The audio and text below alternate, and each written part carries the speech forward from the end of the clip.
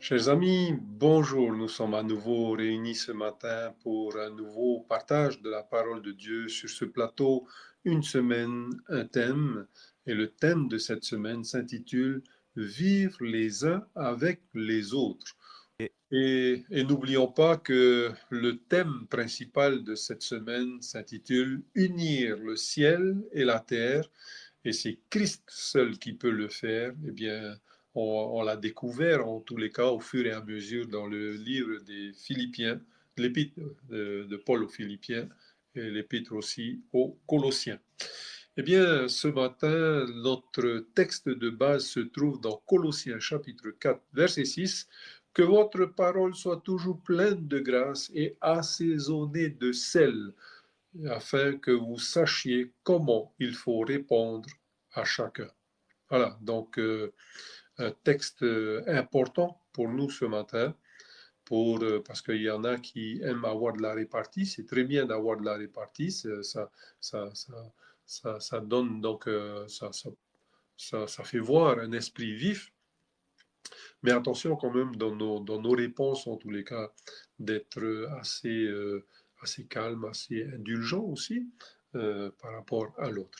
Eh bien, chers amis, nous vous souhaitons à toutes et à tous une très cordiale bienvenue. Vous qui nous suivez depuis les antennes et les ondes de la radio La Voix de l'Espérance, eh bien, bienvenue à vous. Vous aussi qui nous suivez depuis les plateformes du Centre Média Adventiste, eh bien, une très chaleureuse bienvenue aussi à vous ce matin. Excusez-moi.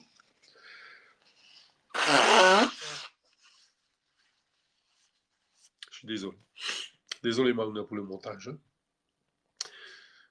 Eh bien, nous avons deux pasteurs avec nous ce matin. Nous allons commencer par le pasteur Teto Heti. Bonjour, pasteur Teto Heti. C'est un réel plaisir de t'avoir ce matin. Bienvenue à toi, que tu puisses être béni, toi et ton foyer. Et merci encore d'être là ce matin parmi nous. Et Georges, merci beaucoup pour l'accueil, hein. Toi aussi, sois béni. Et merci à vous de nous accueillir, moi et Pasteur Tamanou et moi, hein. Content d'être là, content d'être avec vous. Merci aussi à Mauna d'être là derrière les manettes, hein. Content d'être de retour. Et vraiment que Dieu nous accompagne dans cette leçon, vivre avec les autres, comment vivre avec les autres, hein. C'est important, hein. Voilà. Ouais. Exactement. Merci Georges. Merci beaucoup, pasteur Teto Heti, pour ta présence ce matin. Nous avons effectivement notre pasteur Tamadoui. Bonjour, pasteur Tamadoui. C'est un réel plaisir de t'avoir ce matin parmi nous.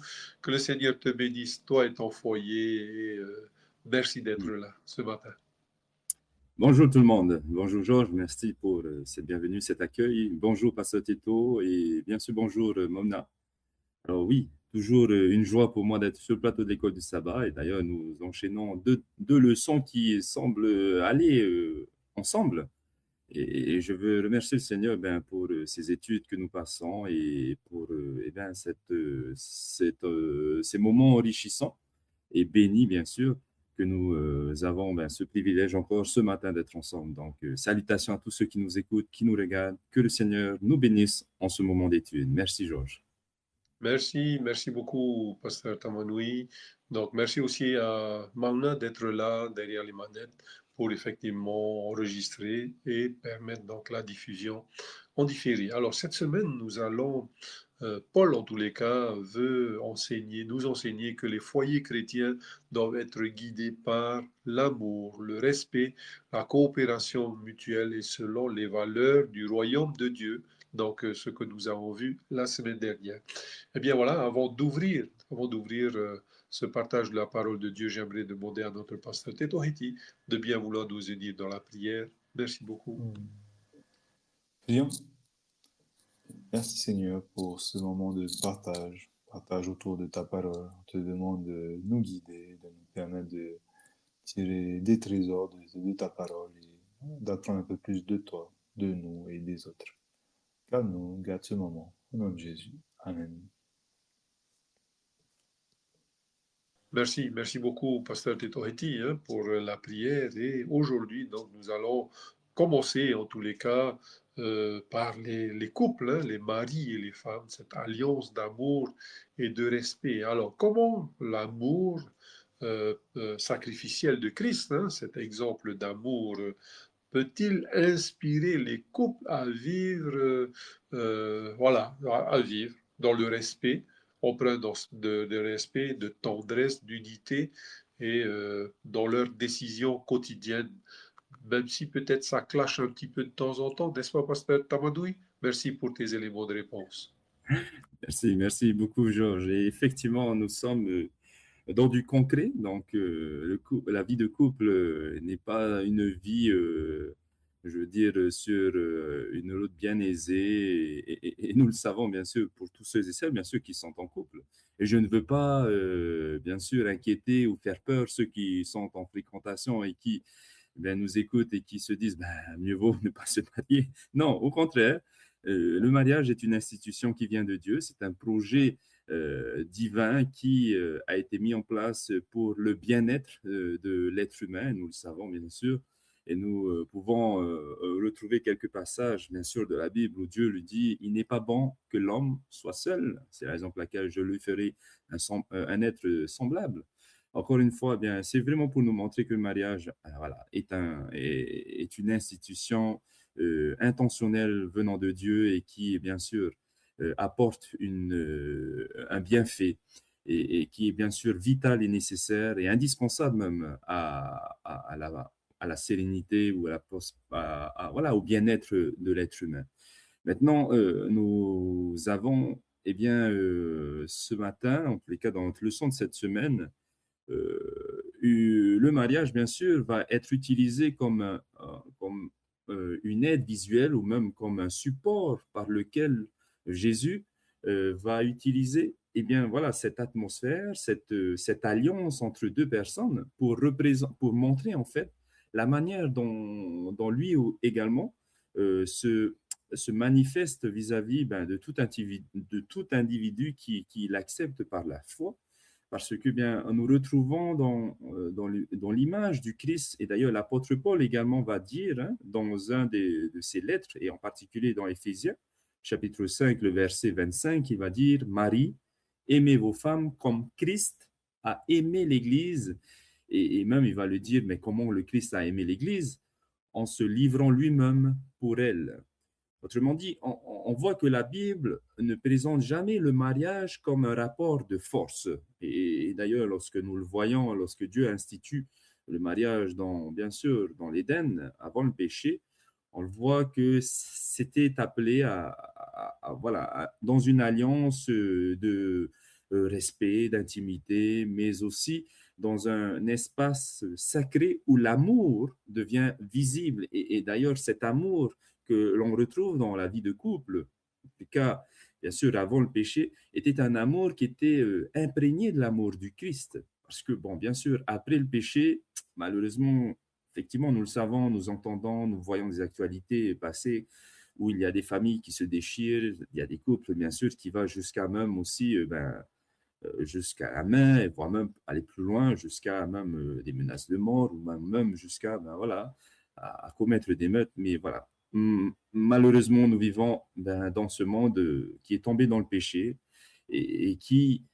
voilà, met en avant encore toujours ce côté égo. C'est la raison pour laquelle, dans notre bienvenue, je disais que nos leçons que nous venons de partager, donc depuis la semaine dernière et aujourd'hui, va ensemble.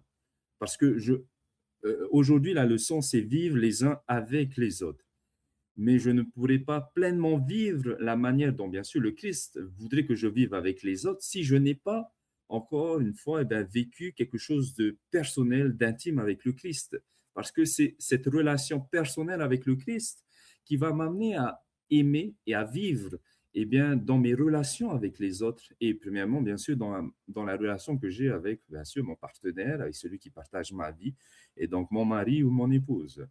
Et on voit d'emblée avec l'apôtre Paul que l'amour de Christ n'est ni dominateur ni égoïste. Au contraire, c'est un amour qui renonce à soi. Et comme il vient de le citer dans Éphésiens 5, 25, Christ a aimé l'Église et s'est livré lui-même pour elle. Ce qui veut dire, c'est un amour qui renonce à soi, mais qui cherche le bien de l'autre, même quand cela coûte, même lorsque, ben, voilà, et l'autre ne fait pas le pas. Et encore une fois, on donne des études de préparation au mariage pour ceux et celles qui désirent, bien sûr, concrétiser leur vie de couple.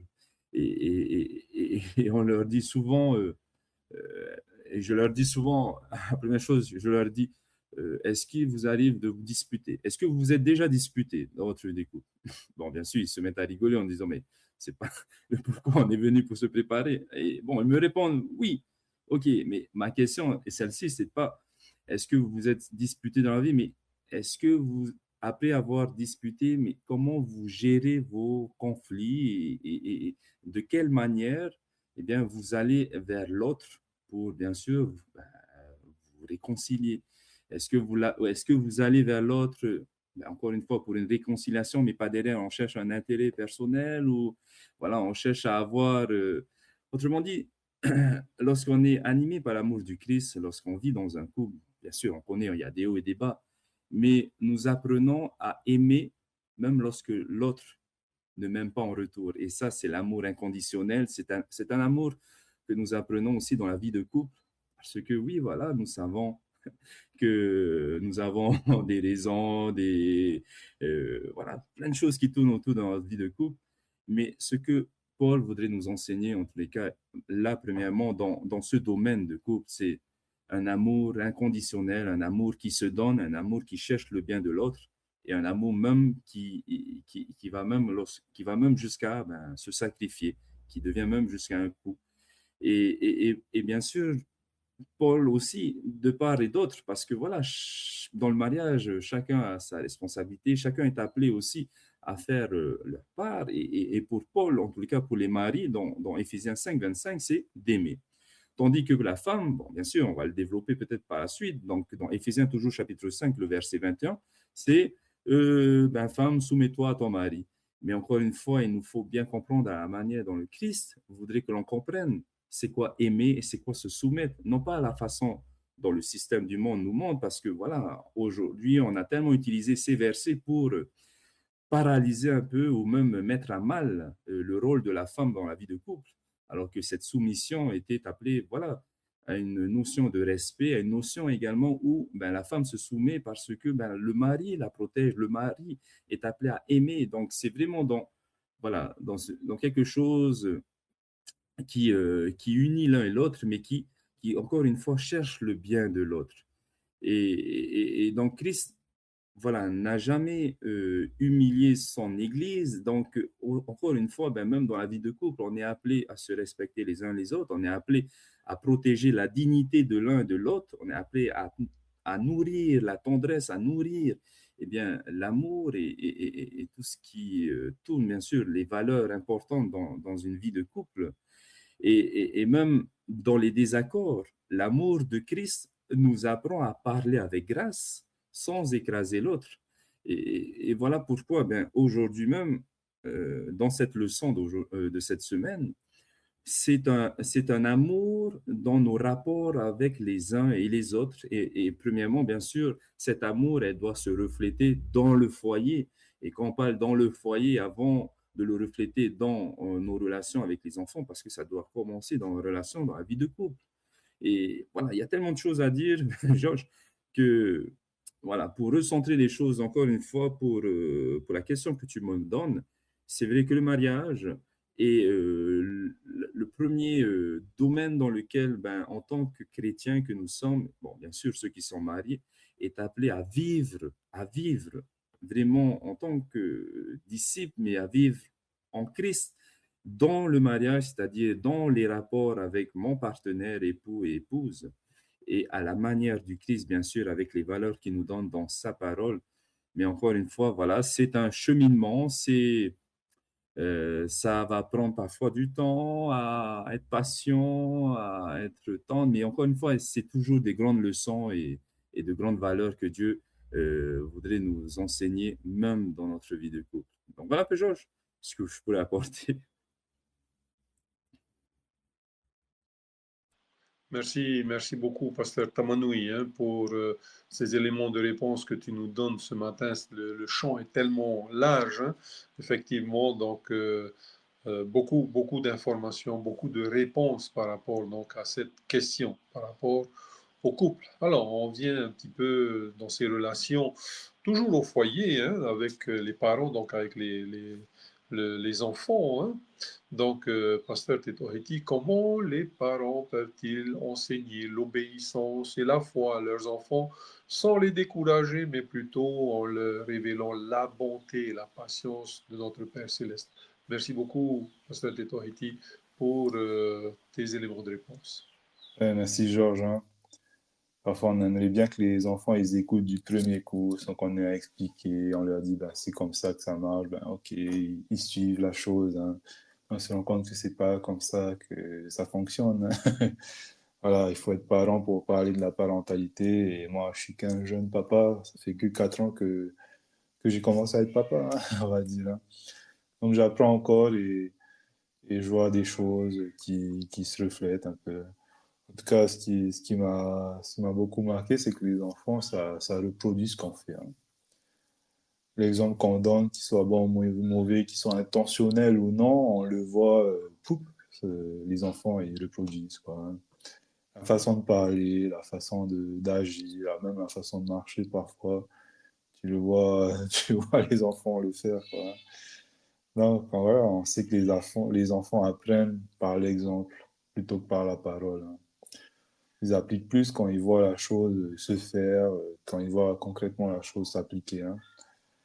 Ensuite, ben, qu'est-ce que je peux dire d'autre? J'avais pris quelques notes, hein. Il y a quelque chose qui était important, c'était de présenter un peu, voilà, l'obéissance comme une réponse d'amour. Dans la Bible, voilà, Jésus, il force pas, hein, mais il va dire quand même quelque chose dans Jean 14, verset 15. Si vous m'aimez, gardez mes commandements. Voilà, l'obéissance, c'est vraiment une histoire d'amour, une histoire de référence, de valeur, hein. Donc, peut-être comment appliquer ça pour nos enfants. Peut-être montrer que pour nous, prier, ça a du sens. C'est bon pour nous. Pour nous, prendre un temps dans la lecture de la Bible, c'est bon pour nous. Et quand ils vont nous voir faire ça, ben, j'ai une petite fille, ben, souvent quand elle nous voit faire ça, prendre la Bible, lire, elle vient à côté de nous, elle pose des questions. Qu'est-ce que tu lis? Qu'est-ce que ça dit? Et voilà, ça éveille un peu la curiosité de l'enfant. Ensuite, il y avait ma petite fille, elle pose beaucoup de questions. Beaucoup, elle demande pourquoi, pourquoi, pourquoi. Et des fois c'est un peu fatigant d'expliquer pourquoi à chaque fois, hein. Le pourquoi du pourquoi du pourquoi, hein. En tout cas, voilà. Donc, et prendre le temps d'expliquer, prendre le temps de montrer, voilà, pourquoi on le fait, pourquoi ça a du sens, pourquoi, voilà. Mais c'est pas facile tous les jours, surtout quand on est fatigué, quand on a mal dormi, quand on est pressé. C'est pas facile de prendre du temps, de s'arrêter, d'expliquer. Et c'est une bonne chose de le faire. Ensuite, la Bible, elle nous révèle aussi un Dieu qui est plein de grâce, qui est plein de pardon, de miséricorde. Et peut-être que si on montre ça à nos enfants, ils pourront voir Dieu un peu sous cet aspect-là. Parce que les enfants, ils découvrent Dieu au travers de ce qu'on montre de Dieu, hein, de nous, hein, des parents. Ou en tout cas des figures paternelles, parentales, quoi. Donc, voilà, montrer Dieu comme un père compatissant, peut-être montrer que faire des erreurs, ça arrive, mais c'est possible voilà, comment dire, on peut être pardonné, on peut avoir une nouvelle chance. Et après, c'est un encouragement pour les enfants aussi de se dire, bon, là, j'ai pas bien fait, mais mon père va pas me tomber dessus si je fais mal la chose, quoi, hein. Si je fais tomber un verre, ben, on va pas me casser, on va pas me critiquer, mais on va m'accompagner. Bon, voilà. Qu'est-ce qui s'est passé? Allez, on va plus faire ça comme ça, quoi. Prendre le temps, faire preuve de compassion, de pardon. Après, voilà, c'est un état d'esprit aussi personnel, hein. Si on peut faire ça avec nous-mêmes, je pense qu'on pourra faire ça avec les enfants aussi. Ensuite, l'encouragement, ça joue beaucoup, hein. Encourager les enfants plutôt que de les décourager, c'est même un des versets de ce matin, je crois, hein, dans Colossiens, où on nous dit n'exaspérez pas vos enfants, il me semble, ou quelque chose comme ça, hein. Voilà, Père, n'exaspérez pas vos enfants de peur qu'ils ne se découragent. Ou dans Éphésiens 6, verset 4, Père, n'irritez pas vos enfants, mais élevez-les en les corrigeant, en les instruisant selon le Seigneur, dans l'amour en quelque sorte, hein. Je rappelle que j'avais un bon ami qui, voilà, tous les samedis matins, quand on allait, enfin, le jour où on allait à l'église, ses parents, ils disaient souvent, il se chamaillait beaucoup avec ses parents parce que ses parents lui disaient, bah, réveille-toi, fais ci, fais ça, prépare-toi. Et tous les sabbats matins, au lieu d'aller à l'église avec joie, ben, il venait, il avait une tête assez déprimée parce que ben, ses parents lui étaient tombés dessus le jour du sabbat matin et il avait poussé un peu à vite se préparer. Donc voilà, pour lui, le sabbat matin, ça avait une image de dureté, de difficulté, de peine, quoi. Et aujourd'hui, en le parlant, ben, il porte encore ça, quoi. La religion, ça a cette image de fardeau. Et voilà, ça peut être triste parfois ce qu'on peut enseigner à nos enfants sans le vouloir. Pour nous, peut-être la valeur que ses parents voulaient lui faire passer, c'est voilà, il faut être à l'heure, il faut être prêt, on va à la maison de Dieu, voilà, il faut être prêt à rencontrer le Seigneur. Et là, et lui, ce qu'il a vécu, c'est ben, le sabbat matin, c'est un jour où on me prend la tête, où on m'écrase, où on me casse, où on me décourage. Ben, ouf, mise en question pour les parents, quoi. Enfin, en tout cas, pour moi, en tant que père, ben, qu'est-ce qu'il faut que j'évite de dire à mes enfants pour qu'ils prennent les choses spirituelles, ben, qu'ils voient les choses spirituelles comme un fardeau plutôt que d'une bonne chose, quoi, d'une joie. Voilà quelques réponses que j'ai pour toi, Georges, hein. Ainsi, je pense que ce qui est important, c'est de confier aussi nos enfants au Seigneur.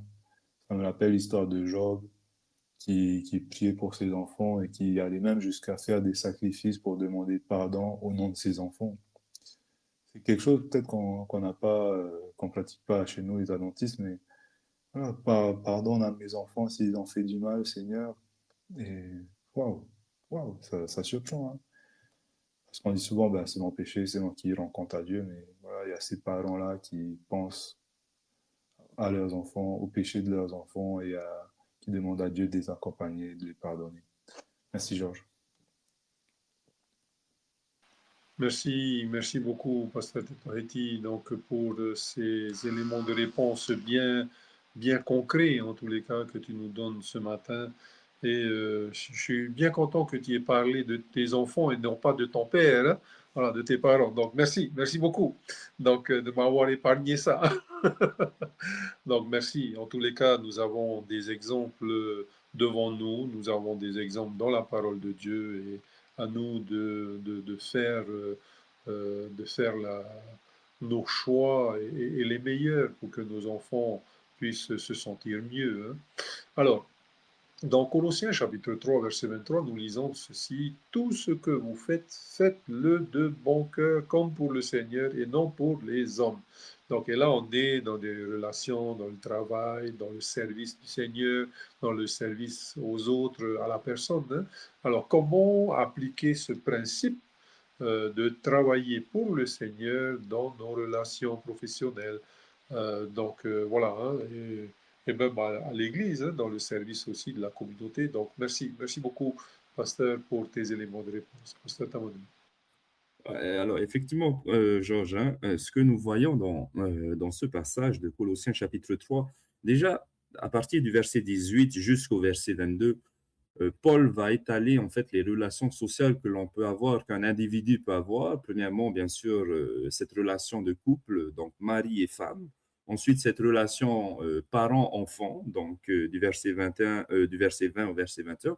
Et ensuite, le verset 22, bien, c'est cette relation vis-à-vis d'un ouvrier. Bon, là, bien sûr, c'est dans un contexte bien précis, hein, que les contemporains de l'apôtre Paul avaient également pour je veux dire, à cette époque, il y avait encore de l'esclavage. Et donc, un travailleur, serviteur, un esclave voilà, un individu pourrait l'acheter au marché et le prendre en tant qu'esclave et de faire, bien sûr, les tâches ménagères à la maison. Mais encore une fois, Paul essaye d'encourager les chrétiens de Colosse en disant, dans toutes les relations que vous avez, dans les relations sociales, que ce soit dans votre couple, à la maison, dans la famille, ou soit au travail, ou en ayant même un serviteur, un esclave chez vous, comportez-vous à la manière du Christ. Et tout ce que vous faites, le verset que tu viens de lire, le verset 23, faites-le comme pour le Seigneur. Autrement dit, votre foi ne s'exprime pas seulement dans vos paroles, c'est ce que Paul veut dire, mais elle s'exprime surtout dans votre manière de vivre avec les autres, dans votre manière de travailler, dans votre manière de vous comporter, de traiter les uns les autres, et même également en tant que maître, même si vous avez un esclave, et c'est vrai que à cette époque, l'esclave avait même des droits considérables dans l'Empire romain, mais Paul voudrait, voulait en fait amener le maître qui avait des esclaves à la maison, voulait les amener à voir au-delà du standard que l'Empire romain leur accordait, mais c'est de voir à la manière du Christ. Et nous avons un bel exemple, c'est la lettre à Philémon, qui bien sûr va parler de son esclave, Onésime, et bon, bien sûr, le contexte c'est un peu particulier. Onésime, qui était le serviteur, euh, c'est euh, s'est enfui de la maison et bien sûr va rencontrer Paul en prison, ils vont discuter, puis et Onésime va se convertir à Christ, il va accepter le Christ par la foi, et donc Paul va écrire à Philémon en disant, voilà, reprends Onésime, non plus comme ton esclave, mais comme ton frère, parce que oui, nous sommes appelés à vivre autrement, à marquer la différence dans un système, dans un monde qui malheureusement part à la dérive, et donc nous sommes appelés à vivre différemment dans nos rapports envers les uns et les autres. Premièrement, bien sûr, dans notre vie de couple. Deuxièmement, dans notre foyer vis-à-vis de nos enfants. Et bien sûr, dans notre communauté, que ce soit au travail, dans la rue, au magasin, ou quiconque, bien sûr, que nous côtoyons sur notre chemin. Et donc, travailler ou vivre pour le Seigneur va influencer notre manière de traiter les autres. Donc, le respect, la loyauté, la transparence, peut-être dans nos choix que nous faisons au niveau du travail. Bon, bien sûr, s'il y a des choix un peu confidentiels, ça. Mais lorsqu'on est dans un contrat de travail, bien sûr, il y a des clauses, il y a des intérêts, bien sûr, à respecter. Mais encore une fois, même dans les petites choses, nous sommes appelés à, voilà, à refléter fidèlement la vie du Christ. Et encore une fois, je reviens à ce qui est fondamental, c'est ma relation personnelle avec le Christ. De quelle façon je vis ma relation personnelle avec le Christ? Est-ce que je le vis à moitié ou je le vis seulement quand les gens me regardent? Mais voilà encore une fois, Paul voudrait vraiment nous encourager. Si vraiment nous avons une relation personnelle, intime avec le Christ, cela va se faire ressentir, cela va impacter nos relations sociales, dans le couple, dans la famille et bien sûr aussi dans la communauté. Mais nous savons que nous sommes bien sûr des pécheurs et qu'il nous arrive parfois de tomber, de flancher, malheureusement de ne pas être à la hauteur de ce que Dieu attend de nous. Mais encore une fois, il y a cette possibilité de se repentir, de demander pardon, d'être honnête, de se dire, oui, je ne suis pas ce soi-disant Superman. Et voilà, il y a une certaine transparence dans notre vie de tous les jours et dans la vie d'un chrétien que les gens n'ont même pas besoin de nous entendre à la façon dont nous vivons, à la façon dont nous nous comportons. Cela laisse un témoignage impactant. Mais il faut le savoir, est-ce que c'est un impact positif ou négatif? C'est bien sûr, encore une fois, une question de comment je vis ma vie avec le Christ, comment je le vis personnellement. Et c'est vrai, dans le monde du travail, ce n'est pas toujours juste, il faut le savoir, bien sûr. Voilà, nous vivons dans un monde taché par le péché, taché par la corruption, mais travailler pour le Seigneur, c'est aussi répondre autrement, c'est-à-dire avec patience plutôt qu'avec amertume, soit avec vérité plutôt qu'avec hypocrisie, soit avec sagesse plutôt qu'avec orgueil ou avec humilité, bien sûr.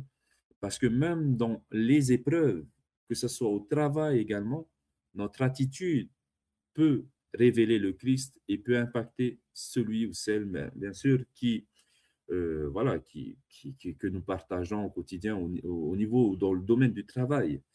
Et donc, voilà, c'est pas tant de changer de travail. Ah, bah, j'aime pas l'ambiance, l'environnement. Bon, il arrive parfois que Dieu m'appelle à changer d'environnement. Dieu m'appelle à, voilà, à couper des liens de relation, des fréquentations dans lesquelles je me trouve parce que ça peut être toxique, néfaste, ou ça pourrait aussi m'amener comment dire, ça peut m'amener vers le bas.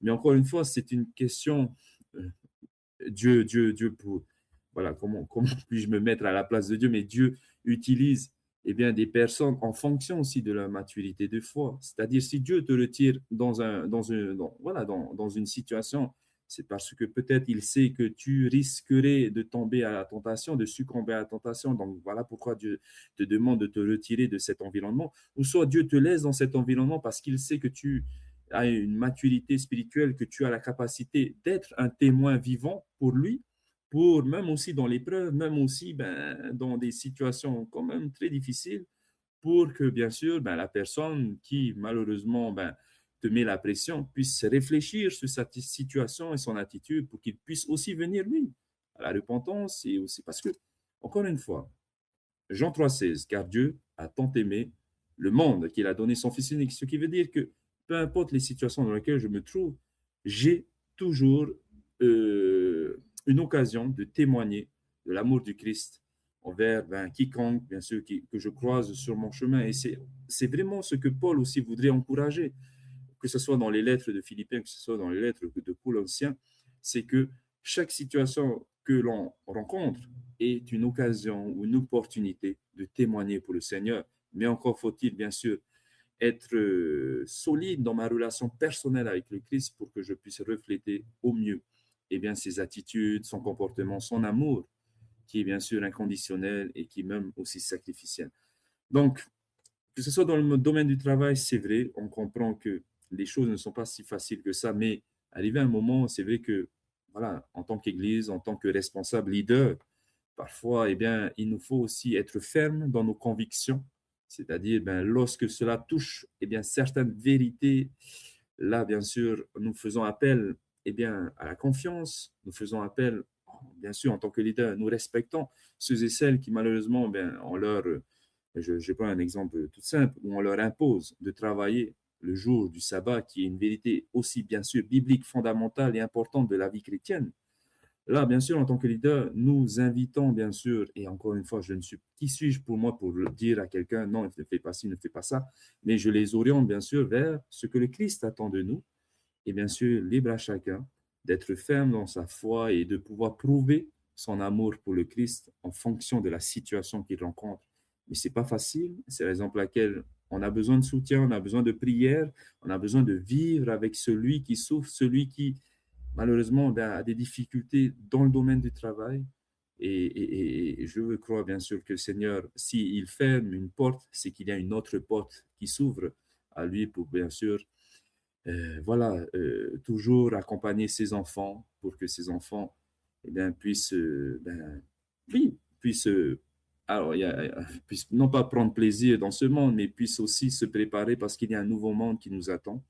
Et encore une fois, c'est ce que le Christ voudrait nous faire comprendre au travers de ces lettres de Paul, notre façon de vivre en tant que chrétien et avec les convictions que j'ai, mais aussi dans ma façon de le refléter dans mes relations sociales, que ce soit, voilà, encore une fois, couple, famille et même dans le monde du travail. Donc voilà un peu, Georges, quelques réflexions par rapport à la question que tu me poses, mais aussi par rapport à la leçon de l'école du sabbat. Merci beaucoup, pasteur Tamanoui, pour ces éléments de réponse importants, en tous les cas, pour nous ce matin. Alors, une dernière question pour nous. Non. Alors, ce n'est pas une dernière question. Là, nous allons passer un petit peu Bon, on est dans la famille, on est dans le lieu de travail. Maintenant, comment utiliser donc la prière hein, pour prier les uns pour les autres? Comment pouvons-nous rendre nos prières plus intentionnelles et plus persévérantes hein, en faveur des autres? Merci beaucoup, Pasteur Tito-Haiti, pour tes éléments de réponse. Oui, merci Georges pour la question. Déjà, ça m'a fait penser, quand tu as posé cette question, on vient de sortir d'une semaine de 10 jours de prière, hein. On s'est mis à se réunir à un moment donné, parler d'un thème et pour prier, hein. Donc, je pense que ça joue aussi dans l'intentionnalité, c'est se mettre des moments où on prie, de se donner un rendez-vous de prière, hein, en quelque sorte. On va prier, on va se mettre, voilà, on va mettre de côté ce qu'il y a à mettre de côté, se concentrer sur la prière, se concentrer sur Dieu, sur les autres, hein. Donc, premièrement, se donner un rendez-vous de prière, hein. Passer des moments dans la prière, voilà, tu te mets dans la journée à telle heure, c'est mon moment. Aussi pour prier les uns pour les autres. Ben, pendant ces rendez-vous de prière, ben, pendant ces moments-là, ce que j'aimais bien, c'était vraiment des moments où on pouvait se mettre en groupe ou à plusieurs pour prier pour quelqu'un, pour prier pour les uns et les autres. Passer un moment où on peut, voilà, on peut discuter de ce qui nous préoccupe, de discuter voilà, sur ce qu'il y a, sur les soucis, sur les bonnes choses aussi qu'on a vécues, et de prendre le temps pour remercier Dieu pour ce qui s'est passé, pour prier pour la personne, pour essayer de voir, voilà, prier les uns pour les autres. Aussi, il y avait un conseil dans la Bible, je crois que c'était dans Romains 12, ou je ne sais plus vraiment dans quel chapitre, où Paul conseille de prier sans cesse. Et en fait, c'est un conseil pour que la prière puisse faire partie de notre quotidien. Mettre la prière vraiment dans notre quotidien, dans notre vie de tous les jours, pour que ça fasse partie de notre vie en quelque sorte, hein. Et aussi prier avec reconnaissance. Prendre le temps de remercier Dieu et pas seulement de prier quand on a besoin de Dieu. Ah, Seigneur, je suis dans le pétrin, est-ce que tu peux m'aider voilà, la situation, mais ah, merci Seigneur, merci pour tes bontés, merci pour aujourd'hui, merci parce que je vis. Il y a des choses à dire, on peut remercier Dieu pour plein de choses, je pense, hein. Il y a juste à chercher et on verra la bénédiction. Aussi, il y a un conseil, je crois que c'était dans Luc 18, où on disait, voilà, Jésus leur a dit ça une parabole pour montrer qu'il faut prier et ne point se relâcher. Prier avec persévérance. Persévérer dans la prière, c'est pas parce que on n'a pas eu de réponse, c'est pas parce qu'on n'a pas eu ce qu'on attendait qu'il faut arrêter de prier. Il y avait, je crois que c'était Ellen White qui disait que la prière, c'est la respiration de l'âme. La respiration de l'âme. Alors voilà, on va pas s'arrêter de respirer, même si on a eu des choses difficiles dans la journée. On va continuer à respirer, continuer à prier, à essayer d'entrer en relation avec Dieu par la prière. Aussi, on peut peut-être élargir un peu le contenu de nos prières, hein, pas seulement pour moi, mais vraiment pour les autres. Prier pour les difficultés des autres, pour les problèmes des autres. Et aussi, je crois qu'il y avait un de nos profs qui nous disait, pour la réalisation, enfin, on est les premiers acteurs de la réalisation de nos prières. Tu vois, donc, c'est passer à l'action aussi. On a un souci, on voit un souci, ben on passe à l'action, on prie et on y va. C'est un conseil qu'on nous donnait, voilà. Pas seulement prier. Je crois que c'est même Jacques qui dira, si ton frère vient vers toi et qu'il a pas de quoi manger ou se loger, ben, tu vas pas juste prier pour lui, ben, que le Seigneur soit avec toi, mais tu fais quelque chose, quoi. Sinon, ta prière, ça sert à quoi?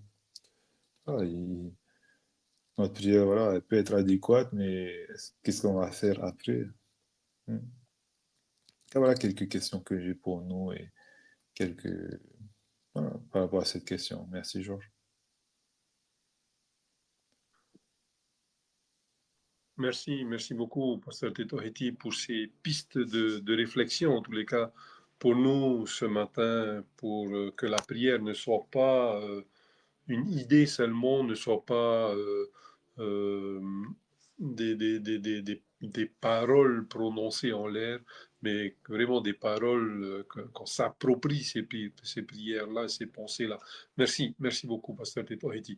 Et maintenant, donc, on va vers notre dernière question pasteur Tamanoui. Donc, et là, on va parler un petit peu de sagesse, hein, et comment témoigner avec grâce. Alors, comment permettre à la sagesse et à la grâce de Christ d'imprégner nos paroles et nos comportements? Merci beaucoup, Mm. pasteur, pour tes éléments de réponse. Oui, Georges. Alors, tu disais, tu disais que cela ne soit pas juste des paroles, et c'est important que tu soulignes cela, parce que avant d'être entendu, avant que les gens entendent de nous, eh bien, l'évangile de ce que Christ a fait pour nous, l'évangile doit être vu tout d'abord. C'est-à-dire que notre témoignage commence, eh bien, non pas parce que nous disons ou nous proclamons, mais parce que les autres perçoivent le Christ à travers nous. Ce qui veut dire, c'est la raison pour laquelle, lorsque nous lisons que dans notre texte de base, Colossiens 4, verset 6, que votre parole soit toujours accompagnée de grâce, assaisonnée de sel, afin que vous sachiez comment il faut répondre à chacun. Oui, on nous parle de parole ici, mais le verset bien avant, il est dit, conduisez-vous avec sagesse envers ceux du dehors et rachetez le temps. Ce qui veut dire que les paroles révèlent toujours ce qui habite le cœur. Et avant de chercher les bons mots, avant de proclamer quoi que ce soit venant de l'Évangile, ben, je pense que Paul voudrait nous inviter, premièrement, à avoir, non pas les bons mots, mais à avoir le bon esprit, avoir la bonne disposition de cœur. Donc, c'est la raison pour laquelle on parlait aussi de prière.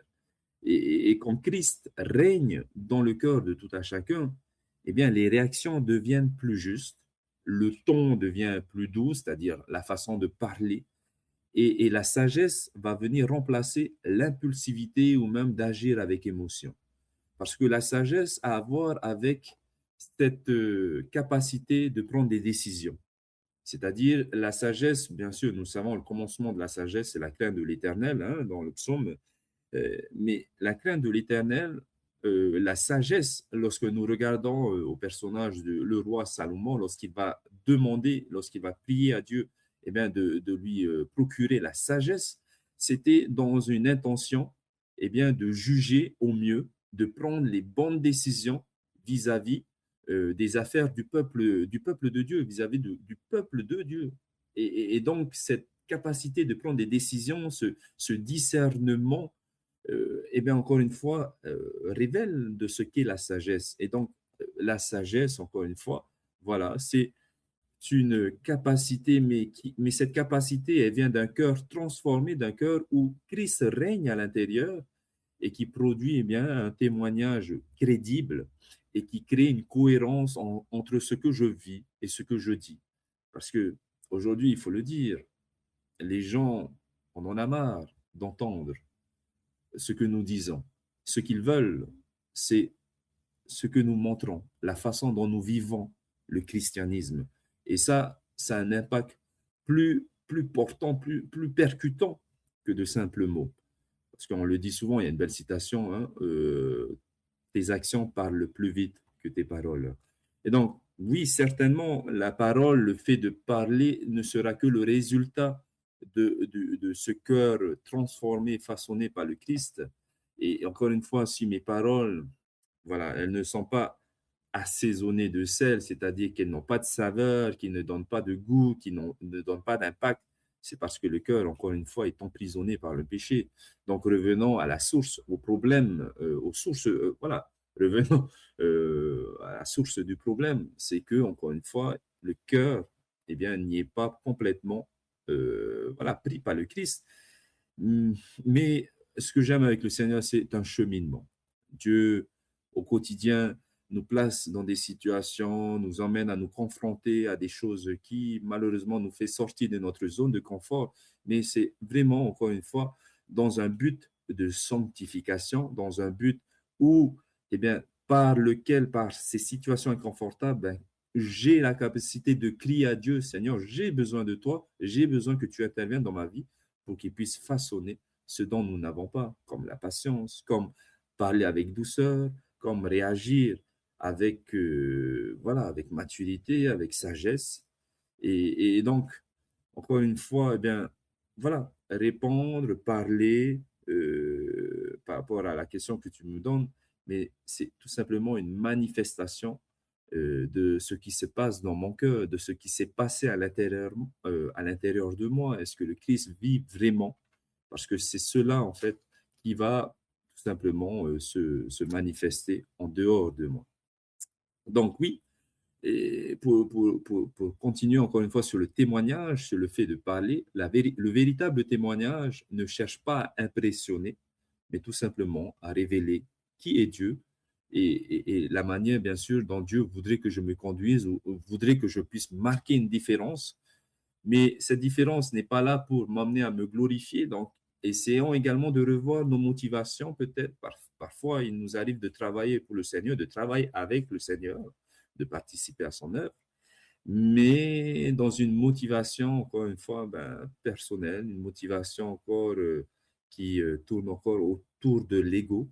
Et le Christ, eh bien, voudrait nous inviter à nous laisser façonner, transformer, parce que même le fait de participer à son œuvre, c'est également une œuvre de transformation, c'est-à-dire que le Christ m'invite à marcher, à travailler avec lui et dans ce travail, eh bien, le Christ m'amène encore une fois à me façonner au jour, bien sûr, jusqu'à ce qu'il revienne. Et c'est ce que nous voyons dans la vie aussi de tout disciple depuis les évangiles, même aussi dans le livre des Actes, lorsque nous regardons l'apôtre Paul, oui, nous le disons, bon, quel modèle, quel exemple il nous laisse, mais nous regardons aussi dans le livre des Actes comment Paul aussi avait quelques faiblesses, quelques défauts de caractère. Rappelons-nous cette histoire avec Jean-Marc et Barnabas, la manière, bien sûr, où il était tellement ferme, et d'ailleurs, plus tard, il va même aussi se confesser, il va même aussi demander pardon à Marc dans la manière dont il s'est pris. Parfois, on a un zèle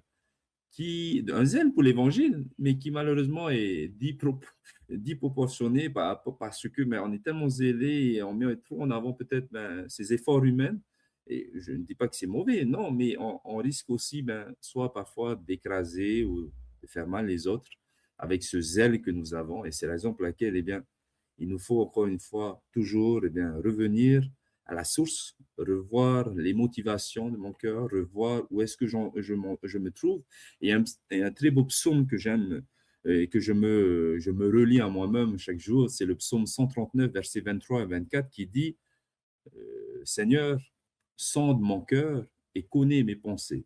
Dis-moi, parce qu'il m'arrive parfois où je ne sais pas si vraiment je suis sur la bonne voie. Donc, dis-moi si je suis sur la bonne voie et dirige-moi vers l'éternité.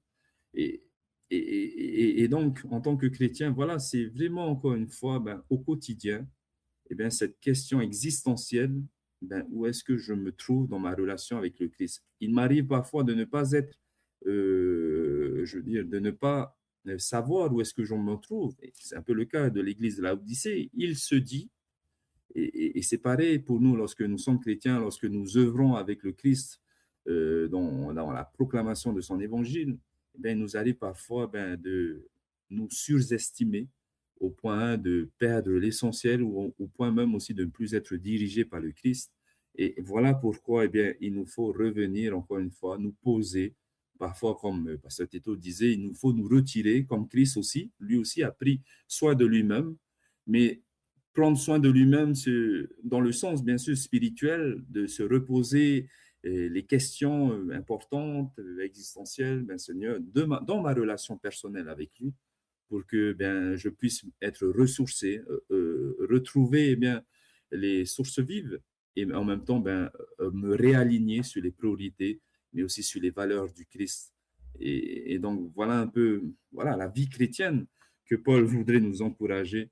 Et là, bien sûr, c'est une vie chrétienne dans la communauté, collectivement, parce que c'est dans les rapports envers les uns et les autres que l'apôtre Paul voudrait nous enseigner, en tous les cas, pendant cette leçon de cette semaine. Donc, merci Georges, merci pour cette belle leçon que nous avons, et que le Seigneur soit béni. Merci. Merci beaucoup, Pasteur Tamanoui. Merci beaucoup, Pasteur Tetohiti, pour les éléments de réponse que vous nous avez donnés aujourd'hui quant à cette belle leçon. Hein. Donc, vivre les uns avec les autres. Et cela est vraiment possible grâce à Jésus. Hein.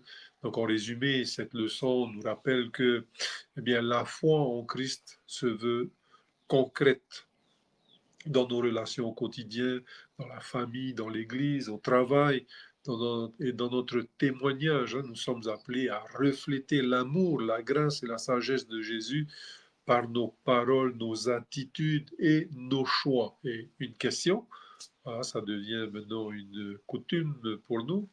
Une question, je pense que c'est une belle coutume. Quelle relation Dieu nous invite-t-il à transformer dès cette semaine, dès aujourd'hui, afin que son amour et sa grâce soient plus visibles à travers nous? Eh bien, c'est la question que je veux vous laisser. En vous souhaitant donc une belle journée. N'hésitez pas à mettre un pouce, n'hésitez pas à partager, n'hésitez pas à poser vos questions.